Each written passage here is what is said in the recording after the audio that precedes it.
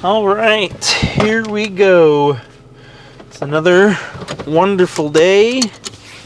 Got another video that I'm gonna knock out right here, right now. And then I am going to see about filming one more video tonight. I'm gonna try and knock out a video about Life is Strange tonight in preparation for it coming out tomorrow. So hopefully I can get it recorded, edited, and uploaded tonight so that I can capitalize on Life is Strange coming out tomorrow.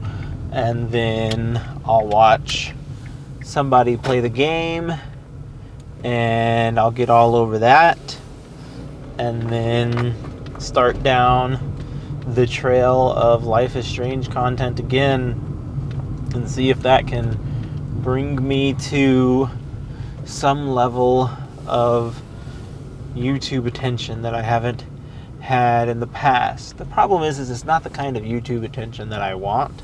I want people to go and watch my animation. I want people to go and read my books, and getting them attached to my channel through Life is Strange does not feel like a valid way to get them to do that. I feel like there is already a designated Life is Strange guy on YouTube, and that's Dom the Bomb, and he does fine enough work. His reaction videos are way too expressive, and perhaps that's why I would never be good for a YouTube gaming channel, because my reactions are not that expressive, and this guy's losing his mind over this, and all it really does is serve to annoy me.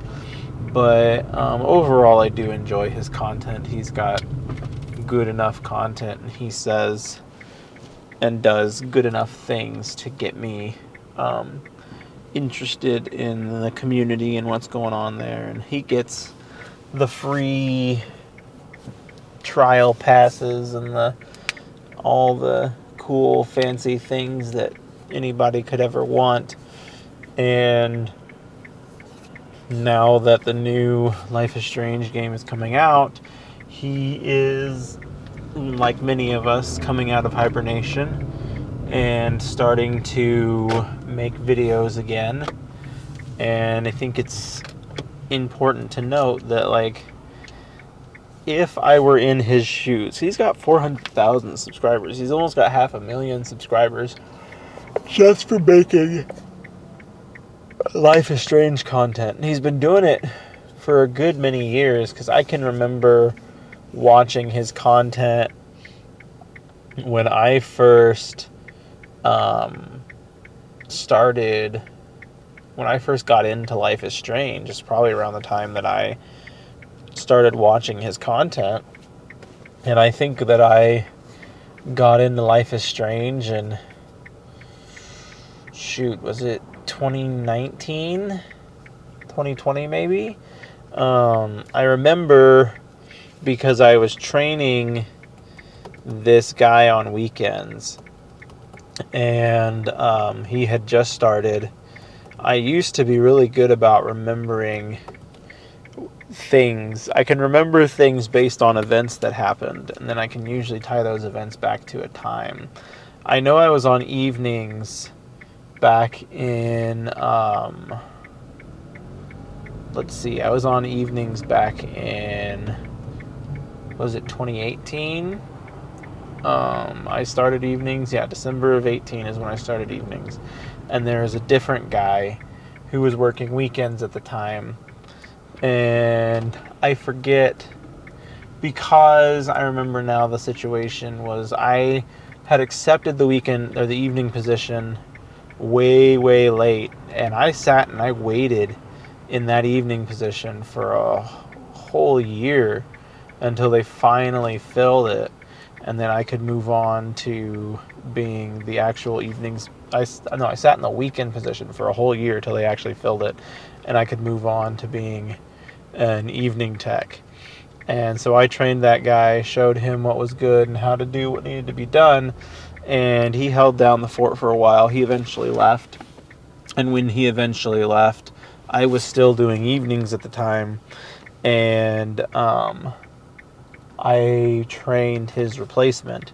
And I can remember around that time was when I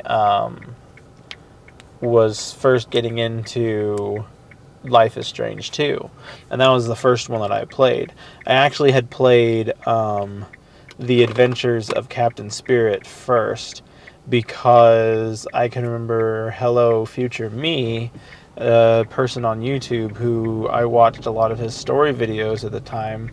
He had done a video where he pulled a lot of content from The Adventures of Captain Spirit, and I thought that game looked really interesting, and I was like, well, I should check out what this game has to offer. Like, this game looks really interesting. And so I checked out Captain Spirit because it was a free game. Why not check it out? And then that, of course, led me into playing the actual Life is Strange game, which is funny too, because I can remember at the time they were like, oh, you want to see more of this character? Go play Life is Strange 2. And I can remember at the time being like, oh, I was like, this isn't going to be something that I want. But it was for sale that year or that month, and it was like $12 for the whole game. And then so I went and bought them as something for my brother and I to play over Thanksgiving of that year, because we had a tradition pretty much every year. My parents pretty much cook all of Thanksgiving, and it sounds terrible, but we have offered many a times to help them, and they just are like, no, this is what we want to do. And so they cook all the stuff, and we get together and play a game.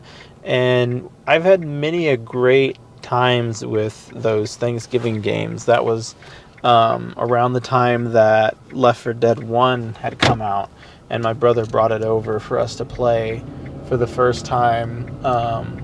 Was the Thanksgiving of 2008 is when it would have been, and that was a huge monumental thing for us, and has continued to be quite the big deal. And so then from there, this was just another game to add to that list of incredible games that we have discovered in November. And so my brother and I actually played through the first episode together that November. And then from there, maybe it was the November of 19 going into 20, because I can remember playing, it might even have been November of 20 going into 21, because I can remember playing Life is Strange 1 during the early stages of building my house. And I don't feel like I started building my house until the fall of 20, because I was done by March of 21, because that's when I took my first promotion at the hospital. And so it may have been the fall of 20 that I was playing this game. And but at any rate, we played through the first episode, because reading it, I thought it was either a pass and play game or a game where you played as two different characters or something, because they talked about the decisions that both Sean and Daniel made. And so I was like, okay, so like one of you plays as Sean, the other plays as Daniel. I didn't understand the actual how the game actually functioned until we bought it. And I was like, I don't think that you ever get to play as Daniel. I think you play as Sean the whole time. And I was like, okay, well, I guess I will go ahead. And we treated it like a pass and play. And the first episode was actually like very good. We really enjoyed it. And we're like, okay, like I can dig this. I can get on with what we're talking about here.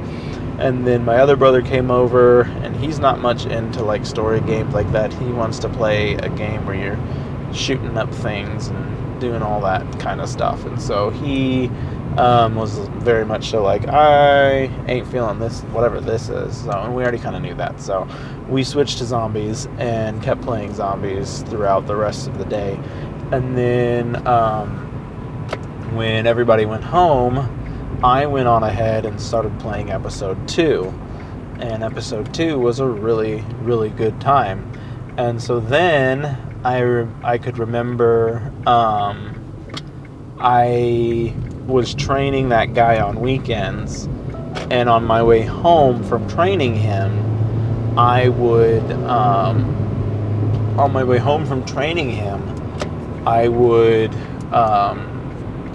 stop by my brother's and play an episode. And he was consistently an episode behind me, so I would have played episode 2 during the week, and then I would go over to my brother's on the weekend after training that guy and play episode 2 with him.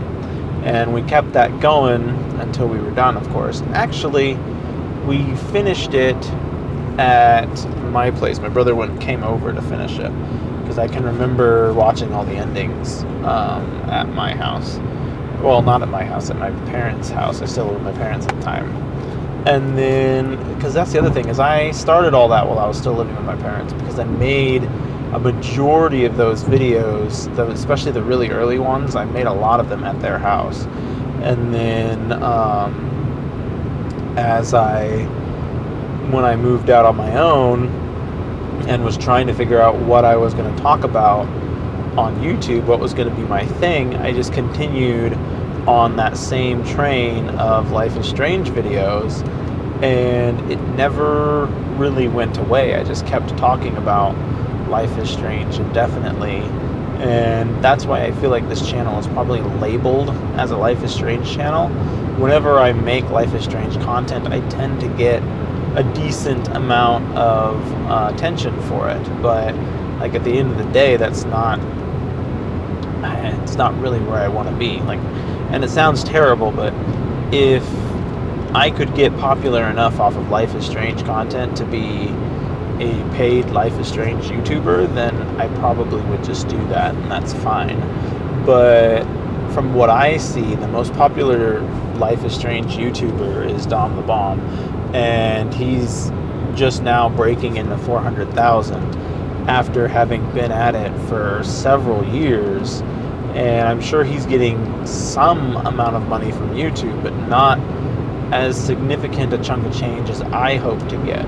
And I look at the creators that I hold as my role models, and I'm like, okay, how do I get to where they are?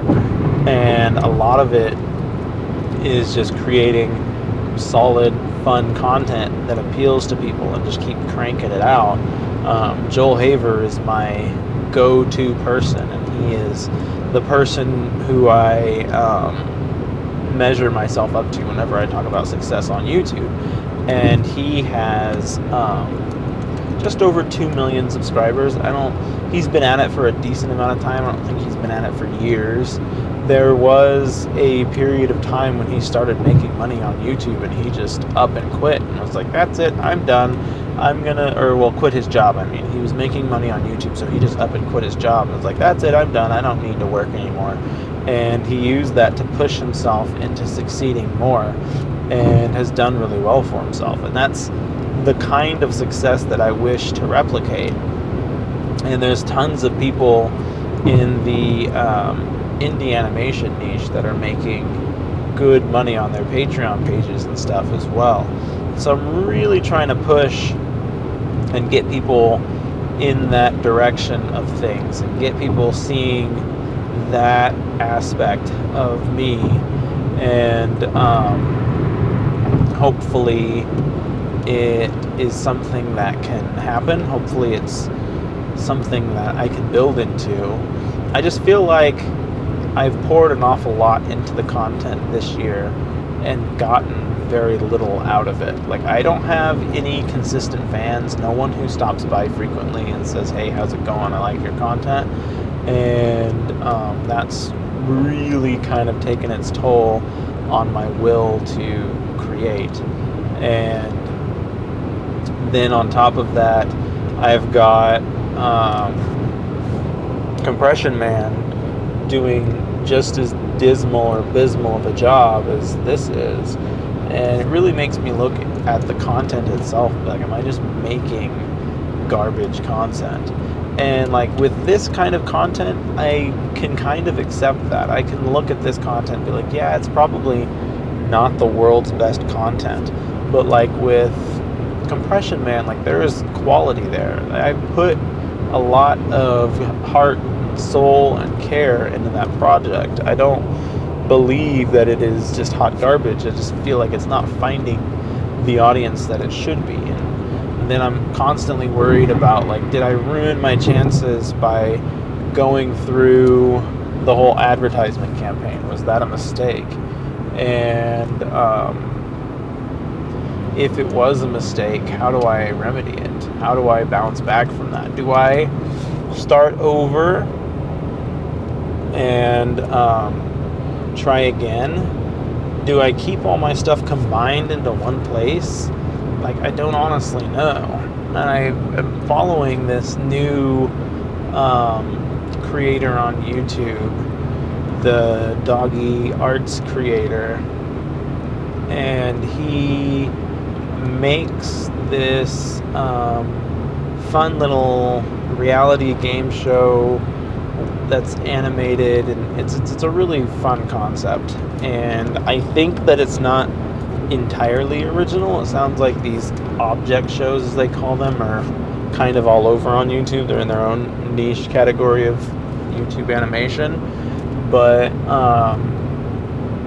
I found his content, and he has a variety of content on his channel as well. And you pretty much just find the playlist that you're wanting to watch, and you watch it, and you move on to the next thing. And it's like, is that a better way to do it? Is to just have a big channel that's got all this stuff on it and hope that people find something that they want?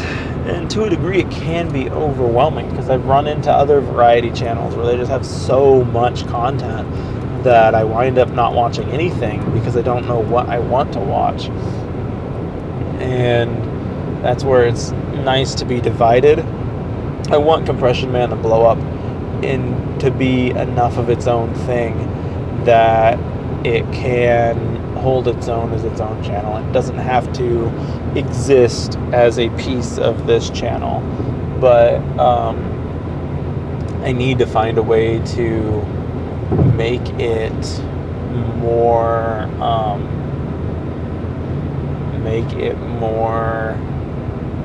I don't even know if profitable is the right word, to make it get seen more. I need to get more eyes on Compression Man, because again, it's not something that people are going to just look up. And I keep having to remind myself that, but people aren't going to just one day be like, hey, I wonder if I type in Compression Man, what'll show up? Like, people aren't going to look for that. I have to bring Compression Man to my audience. I can't expect Compression Man to come to its own audience on its own accord.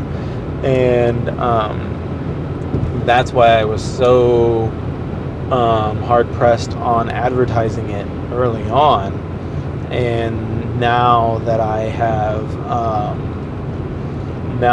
gone that route and I've just trashed my analytics, I don't know if there's a better way to go about doing it. And as crappy as it sounds, but I would think that there's got to be some sort of bot process out there that can get views on content and expand your retention enough so that people start to see it. Like, pay to win is a crappy way to go. People hate it, but like, money makes the world go round, and if I have some that I'm willing to spend on making more money, because you have to spend money to make money, then I should be allowed to do that. But all of the things that I have done, the things that I have tried, have all been largely unsuccessful. And a lot of people warn very, very strongly against ever using any of those processes. Obviously, if you get caught, you're instantly banned, but they also are most of them are based out of foreign countries, and so it'll trigger the algorithm to think that everybody that wants to watch your show is people in Indonesia, and it's like, no, that's not good either. But I don't know.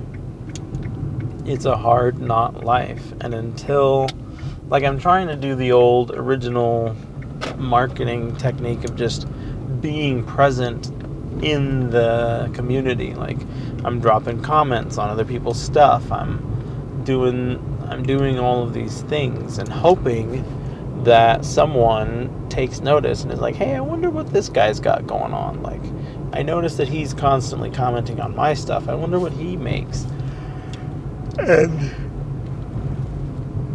through these partnerships, I'm hopefully able to find somebody who can help me grow. There's one guy that does review animation frequently. He's got like 2 million subscribers. He's making like $5,000 a month off his Patreon, and all he does is review and talk about different animation on YouTube. And I'm like, can I just pay you to review my content? Like, is that a service that you offer? I wish there was more large creators out there who would offer that service to smaller creators. And like, obviously you can be picky about it, but I feel like there's way too many large or even medium creators who are just so caught up in their own world that they never even contemplate helping the little guys in the world. And so it's unfortunate, but it is where we live and how we exist. And I keep saying that if I were ever in a position where I were a bigger creator, that I would be the bigger creator who would help out the little guy. And hopefully someday I'm put in a position where I can put my money where my mouth is. But right now I'm just kind of stuck. So I don't know. We'll see what happens. But I, for one, am anxious for something. And I hope you all had a good time while I was here doing my thing.